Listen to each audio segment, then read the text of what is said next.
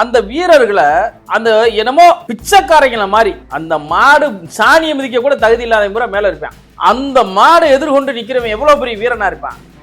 எல்லா மாடு எவ்வளவு, அது அலங்காநல்லூர் காளைன்றது எவ்வளவு பெருசு. அந்த மாடை பிடிக்கிறவன ஒரு பரிசு போடுறதுக்கு பிச்சைக்காரனுக்கு போடுற மாதிரி தூக்கி போடுறது. ஒரு தங்க காசுக்கும் ஒரு நீ போடுற வேட்டி துண்டுக்குமா வந்து நிக்கிறான். அவன் பேருக்காண்டி நிக்கிறான். அந்த வீரன் எதுக்கு வந்து நிக்கிறான்? என் பேர் இத்தனை மாலையை பிடிச்ச இந்த மாடை பிடிச்சோன்ற அந்த பேருக்கு நிக்கிறான். அந்த வீரத்தை நிலைநாட்ட நிக்கிறான் தமிழன். அவனை கொண்டு போய் அந்த பரிசு கொடுக்கறதுக்கு வேலை ஏறி வரவனை அடிக்கிறது. டம்மு டம்முன்னு ஏய் ஒரு ஆள் ஏறி வந்தா பத்திலையா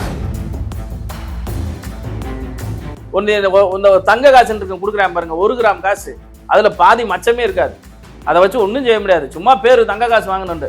அந்த தங்க காசுக்கு எந்த வேல்யூ இருக்காது, பூரா டச்சே இருக்காது. அதுல இப்ப சமீபத்துல அலங்காநல்லூர்லாம் அந்த தங்க காசு நிறைய பேர் தூக்கி எறிஞ்சிட்டு போனாங்க. அதுல ஒண்ணுமே இருக்காது சார். தங்க காசுன்றாங்கல்ல, அதுல வந்து 24 கேரக்டர் இருக்கும்ல, அது எதுவுமே இருக்காது. 50 டச்சு தான் இருக்கும்.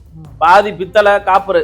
இது சும்மா இதுக்குன்னே செய்யறது. சாராயத்தை குடிச்சுட்டா புருஷன் பொண்டாட்டி ஒரே ஊரு நக்கிட்டு செத்தவனுக்கு நீ 10 லட்ச ரூபா கொடுக்குற. 10 லட்ச ரூபா கொடுக்குற நீ. அப்ப ஏன் ஒரு மாடுபிடி வீரன் இந்த விளையாட்டை காப்பதற்காக எண்ணற்ற தேசபக்தர்கள் மாதிரி எண்ணற்ற பேர் இந்த ஸ்டூடெண்ட் பூரா போராடி இந்த விளையாட்டை திருப்பி கொண்டு வந்தேன். திமுக கூட கொண்டு வரல, சரியா? மாணவர்கள் புரட்சினால அது திருப்பி வந்துச்சு. அந்த மாணவர்கள் ஒருத்தர் சாகுறான், அவனுக்கு நீ சாராயம் குடிச்சவனுக்கு விட மதிப்பு கம்மியாவே.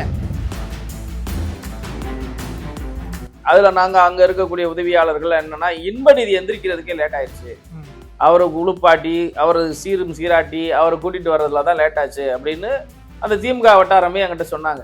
அவர் கிளம்பிட்டாருங்க, இந்த பையன் தூங்கிட்டு எந்திரிக்க மாட்டேன்ட்டான். டிஸ்ட்ரிக்ட் மேஜிஸ்ட்ரேட் பவர் உள்ள மாவட்ட ஆட்சித்தலைவரை எந்திரிக்க சொல்லிட்டாங்க. பொசுக்கு நீ எந்திரி மாட்டேன். அப்ப இங்க படிச்சவனுக்கும் படிக்காதவனுக்கும் என்ன இங்க வித்தியாசம்? இந்த மாவட்டத்தினுடைய ஆட்சித்தலைவர் அந்த அம்மா எந்திரிச்சு நின்றுகிட்டு இருக்கு ஓரமா. அந்த பையன் கூட்டு வந்த ஒரு கொடுக்க உட்கார வைக்கிறாங்க.